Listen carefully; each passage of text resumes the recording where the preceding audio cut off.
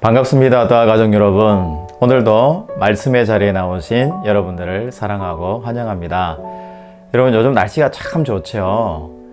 저도 아침에 베란다 창문을 열어놓고 이렇게 활짝 새로운 공기들을 들이마실 때 이런 마음이 들더라고요. 야, 정말 이 공기가 내 폐에 들어가고 내 몸속에 들어가서 악한 것들은 좀 걸러내고 하나님의 신선한 생명의 그 바람들이, 공기가 내 안에 좀 들어왔으면 좋겠다라는 것을 소망해 보거든요. 그런데 또 한번 생각해 보면 이 모든 것들이 결국은 하나님이 만드신 창조물들이잖아요. 여러분, 아침에 일어났을 때 문을 활짝 열고 신선한 공기를 한번 들이마시시고요. 그 하나님의 귀한 생명을 내 마음속에 넣고 또 악한 것들은 뱉어내셔서 오늘 또 하나님 때문에 신선하고 좋은 하루를 시작하시는 여러분들의 아침이 되시길 주의 이름으로 축복합니다. 오늘 우리가 함께 나눌 말씀은 출애굽기 23장 1절에서 9절 말씀입니다. 너는 거짓된 풍설을 퍼뜨리지 말며 악인과 연합하여 위정하는 증인이 되지 말며 다수를 따라 악을 행하지 말며 송사의 다수를 따라 부당한 정언을 하지 말며 가난한 자의 송사라고 해서 편벽되이 두둔하지 말지니라.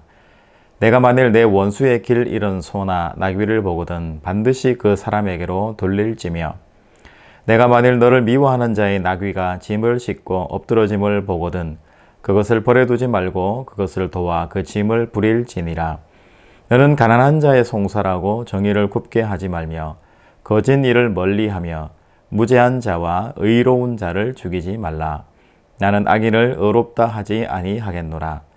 너는 뇌물을 받지 말라. 뇌물은 받은 자의 눈을 어둡게 하고 의로운 자의 말을 굽게 하느니라. 너는 이방 나그네를 압제하지 말라. 너희가 애굽 땅에서 나그네 되었은즉 나그네의 사정을 아느니라. 아멘. 오늘은 재판법, 특별히 공평법에 대해서 함께 말씀을 묵상해 보기를 원합니다. 오늘 말씀은 크게 세 단락으로 나눠져 있는데요. 첫 번째는 증인의 역할이에요.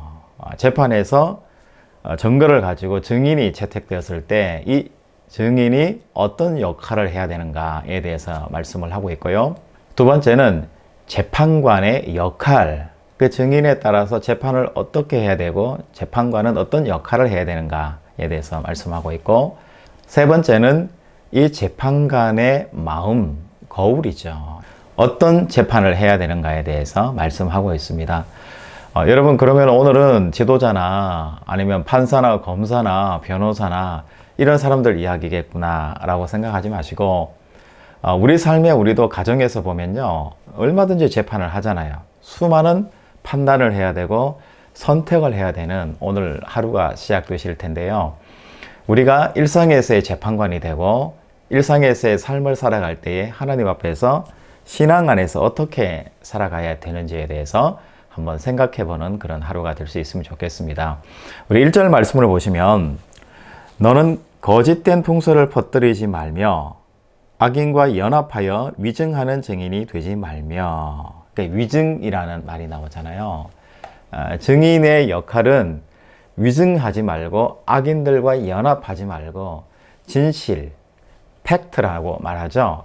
사실을 있는 그대로 말하는 것이 중요하다라는 것이 성경의 말씀입니다. 우리는 다수를 따라가는 것을 좋아하잖아요. 다수의 말은 모두 다 정답이다 이렇게 생각하는 경우들이 많은데, 다수가 뭔가 선을 행한다. 저는 이렇게 볼 때 성경의 기록도 그렇고요. 우리 역사를 이렇게 봐도 그렇지만 다수가 선을 행하는 것보다는 다수는 모이면 악을 행하는 경우들이 훨씬 더 많았다라는 그런 생각을 하게 되는 것 같아요. 여러분, 재판에서 가장 중요한 것은 바로 이 증인이잖아요. 지난 시간에도 한번 말씀드렸었는데, 재판에서 과거에는 뭐 CCTV나 이런 게 있는 게 아니니까, 뭐 DNA 조사를 할 수 있는 게 아니니까 증인이 두세 사람이 어떻게 그 사건에 대해서 말을 해주는가에 따라서 아주 재판 결과가 완전 다르게 나타날 수 있다는 거고, 어떤 사람은 죽임을 당할 수도 있는 매우 중요한 부분이기 때문에 함부로 위증하지 말라 이렇게 말씀하셨어요. 여러분, 우리도 일상을 살아갈 때에 위장하는 경우들이 참 많잖아요. 그냥 쓸데없이 거짓말하는 경우들도 있고, 헛된 풍설, 소문을 막 퍼뜨리고 다니는 거예요. 아침이 되면 A였는데 점심 되면 B가 되고 나중에는 C가 되고 완전히 A가 전혀 다른 C의 결과물이 다가오는 그런 일들이 우리 사회에서 얼마든지 일어날 수 있다는 거잖아요.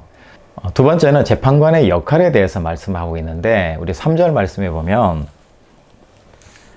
가난한 자의 송사라고 해서 편벽되이 두둔하지 말지니라 이렇게 되어 있고요. 6절에도 보면 너는 가난한 자의 송사라고 정의를 굽게 하지 말며 이렇게 말씀하고 있습니다.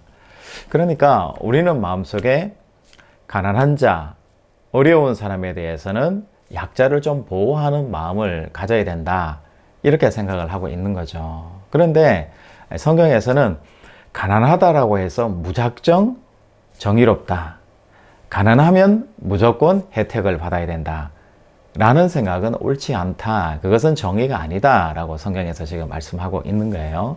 여러분, 그렇다고 해서 힘 있는 사람을 두둔해 줘야 된다 라는 것을 말하는 것이 아니라, 가난한 사람이든 힘이 없는 사람이든 힘이 있는 사람이든 부자든 간에 공평하게 공정하게 이 일을 행해야 된다라는 것을 말하고 있는 거죠. 여러분, 우리도 가정에서 재판관의 역할을 얼마든지 하고 있잖아요. 여러분, 우리가 아이가 하나만 있다 그래도 저 아이를 올바르게 신앙인으로 잘 키우기 위해서 이것은 해야 되고 이것은 하지 말아야 돼 라고 그때그때 판단을 해서 빨리빨리 엄마든 아빠든 말을 해주고 그 아이가 오버하지 않도록, 잘못된 길을 걸어가지 않도록 우리가 지도를 해줄 필요가 있잖아요. 이렇게 두 번째는 재판관의 역할에 대해서 성경이 우리에게 가난하다고 해서 부자다고 해서 정의를 굽게 하지 말 것을, 공평하게 재판할 것을 말씀하고 있어요. 저는 오늘 말씀 중에서 제일 중요한 부분은 결국은 재판장의 거울, 재판장의 마음이 가장 중요한 부분이 아닌가라는 생각이 듭니다. 결국 이 재판장의 거울이라는 것은 바로 양심을 이야기합니다.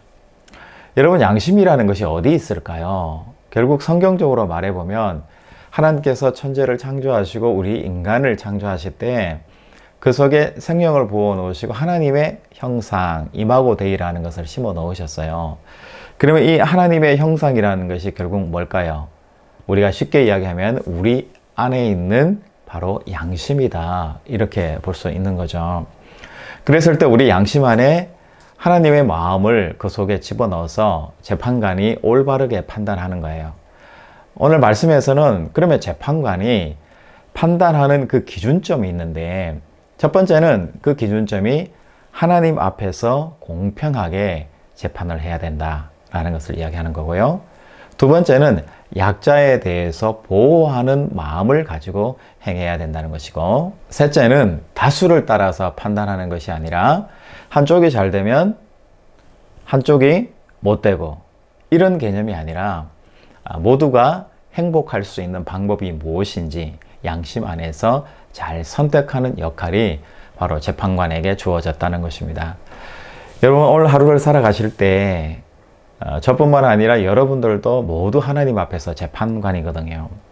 그런데 우리가 어떤 판단을 할 때 우리 안에 양심이 발동하는 거예요. 하나님의 마음이 우리 안에 발동을 하는 거죠. 그래서 어떤 것이 정확한 사실인가를 관찰하는 것이 참 중요한 것 같아요. 여러분, 집에서 자녀들을 한번 키워보면요, 뭐가 맞는지, 누가 먼저 때렸는지, 누가 사과를 해야 되는 건지, 누가 칭찬받아야 되는지, 어떻게 정확한 팩트를 알려줘야 되는지 우리가 참 알기가 쉽지가 않거든요. 가장 중요한 것이 뭐냐면 관심을 가지고 아이들을 잘 관찰하는 게 중요해요. 그러면 누가 먼저 때리고 누가 억울한지, 누가 혼나야 되는지에 대해서 관찰을 통해서 우리가 알게 되는 거잖아요. 그리고 우리 속에 있는 이 양심이라는 것을 통해서 하나님이 주시는 그 말씀을 통해서 아이들을 잘 판단해 나갈 수가 있는 거죠. 무엇보다도 우리가 사회 속에 살아갈 때에 많은 이 관찰이 필요한 것 같아요. 바로 팩트 체크가 필요한 부분들이 많다는 거죠. 여러분 이제 문재인 정부라는 한 정부가 이제 끝이 나고 새로운 이제 윤석열이라는 대통령이 이제 새로운 정부를 이양받기 바로 직전이 되었습니다.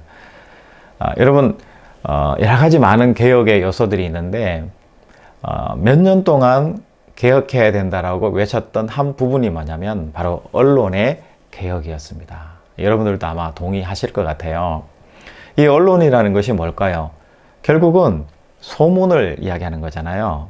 어떤 결과가 나왔는지, 어떤 것을 강조해서 신문에 싣고 방송에 내보내는가에 따라서 완전히 확연히 다른 결과가 되는 거죠. 어떨 때는 한 사람이 살아날 수도 있는 언론이 될 수 있고, 또 어떨 때는 한 가정과 한 사람을 죽이는 그런 언론의 역할을 할 수도 있는 거잖아요.